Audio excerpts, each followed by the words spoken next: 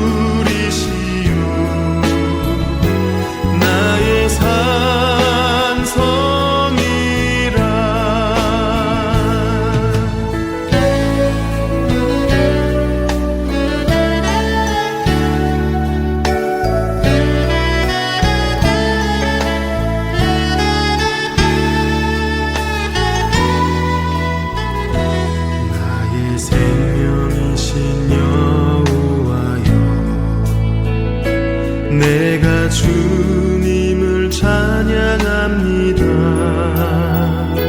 주는 나의 사랑이시며 나의 의지시라. 주는 나를 이끄시어 주의 길 인도하시며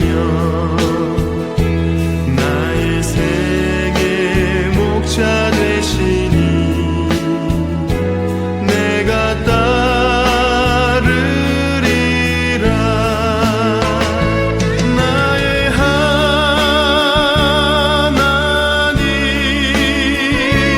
나의 하나님,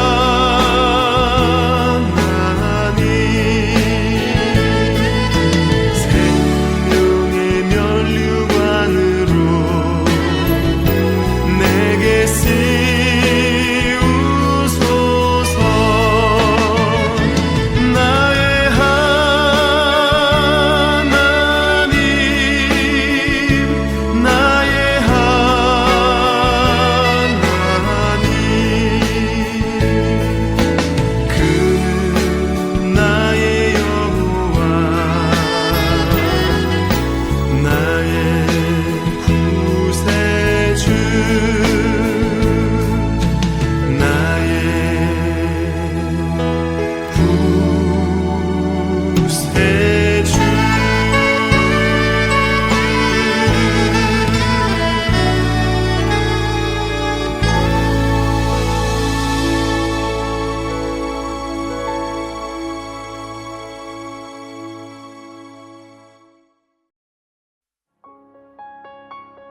여루바알이라 하는 기드온과 그를 따르는 모든 백성이 일찍 일어나 하롯셈 곁에 진을 쳤고 미디안의 진영은 그들의 북쪽이요 모레산 앞 골짜기에 있었더라. 여호와께서 기드온에게 이르시되 너를 따르는 백성이 너무 많은즉 내가 그들의 손에 미디안 사람을 넘겨주지 아니하리니 이는 이스라엘이 나를 거슬러 스스로 자랑하기를 내 손이 나를 구원하였다 할까 함이니라. 이제 너는 백성의 귀에 외쳐 이르기를 누구든지 두려워 떠는 자는 길앗산을 떠나 돌아가라 하라 하시니 이에 돌아간 백성이 22,000명이요 남은 자가 10,000명이었더라. 여호와께서 또 기드온에게 이르시되 백성이 아직도 많으니 그들을 인도하여 물가로 내려가라. 거기서 내가 너를 위하여 그들을 시험하리라.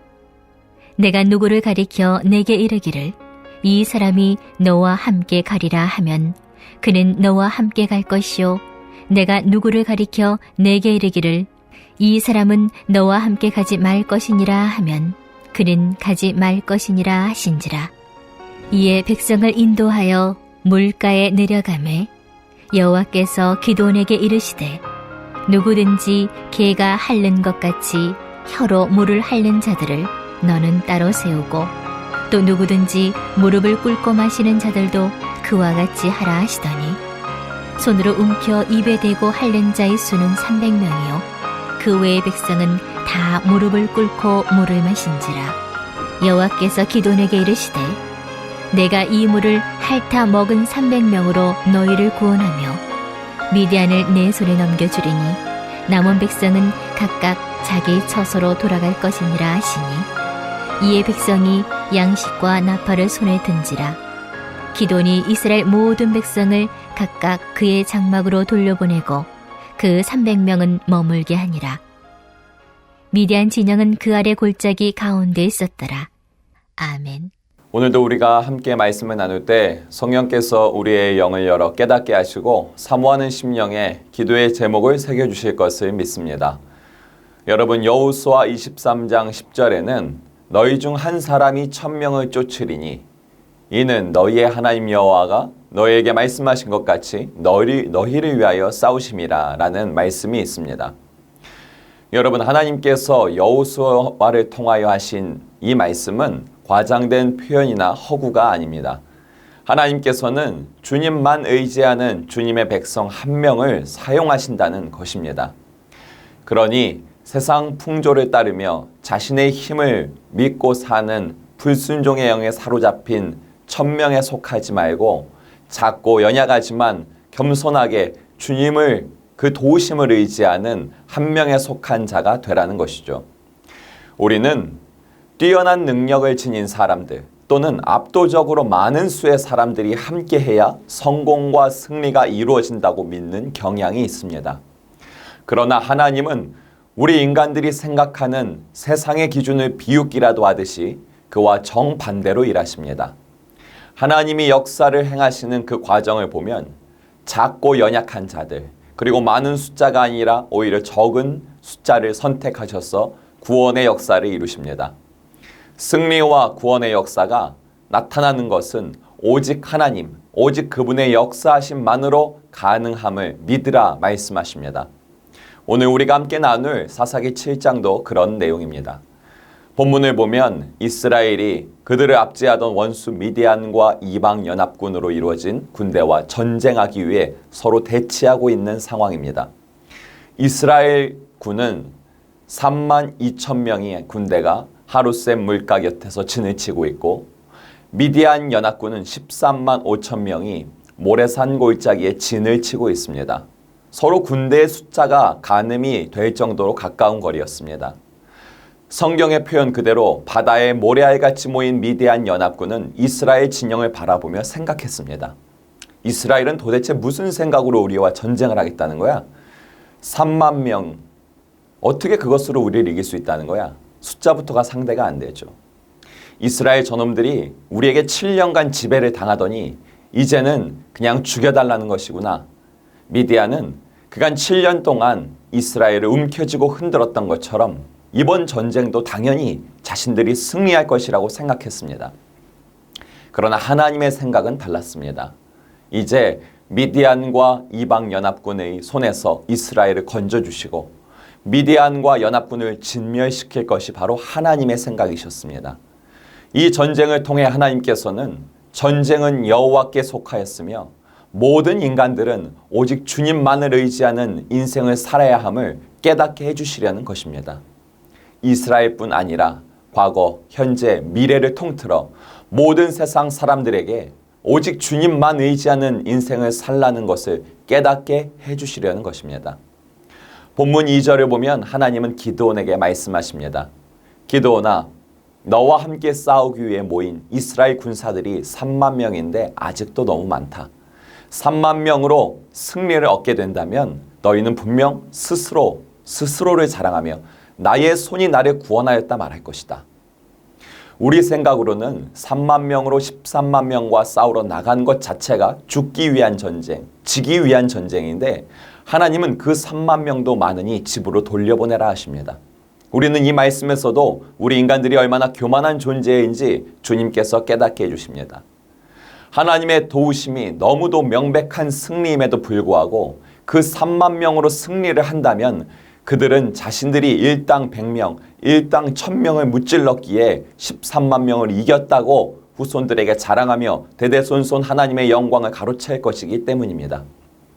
여러분, 타락하여 하나님의 형상을 잃어버린 인간들은 그런 존재라는 것입니다. 우리 인간은 교만하여 알게 모르게 주님이 베풀어 주시는 모든 은혜에 감사, 감격으로 영광 돌리며 살기보다는 아주 조그마한 자랑거리에 여지라도 생기면 그것을 내세우면서 하나님 위에 올라가서 영광 받으려는 것이 바로 우리라는 것입니다. 하나님은 이스라엘군 3만 명 중에서 미디안 군대와 전쟁하기 두려운 자들은 누구든 집으로 돌려보내라 말씀하십니다. 그러자 2만 2천 명이 기다렸다는 듯이 집으로 돌아갑니다. 이스라엘군 3만 명 중에서 2만 2천 명, 80% 이상이 이제 그 전쟁을 하기도 전에 우리는 질 거야 라는 두려움에 사로잡힌 믿음이 없는 자들이었다는 말입니다. 가장 뛰어난 지혜자이신 하나님께서는 이스라엘의 승리, 그 이후에 찾아오는 교만함을 사전에 막기 위해 이스라엘 군대 3만 명 중에 80%를 집으로 돌려보내시는데 그 걸러내는 방법으로는 믿음 없이 두려움에 사로잡힌 자들을 집으로 돌려보내십니다. 우리는 이 부분에서도 한 가지를 깨달을 수 있습니다. 하나님의 역사하심에 도구로 사용받기 원하며 모이는 자들은 많으나 알고 보면 그 중에서 대다수는 세상 풍조, 유혹, 두려움, 시험에 휘둘리는 자들이라는 것입니다. 예수님이 말씀하신 대로 알곡과 가라지가 분명하게 나뉘는데 가라지가 더 많다는 것입니다. 모두가 빛나고 영광스러운 천국문을 흠모한다고 말하지만 그 중에서 좁고 협착한 길로 걸어가는 자들은 지극히 소수라는 것입니다. 하나님께서는 우리를 그분의 영광과 역사의 도구로 사용하기 원하시는 분이지만 두려움과 의심, 유혹과 타협하는 마음이 있다면 도구로 사용하지 않으십니다. 저와 여러분은 하나님의 역사하심과 영광을 보기 원한다고, 천국문을 흠모한다고 말로만 내뱉는 자들이 아니라 두려움, 세상 풍조와 유혹을 이겨내고 좁고 협착한 길을 향하여 걸어갈 수 있는 믿음을 부음받기를 기도해야 되는 줄 믿습니다.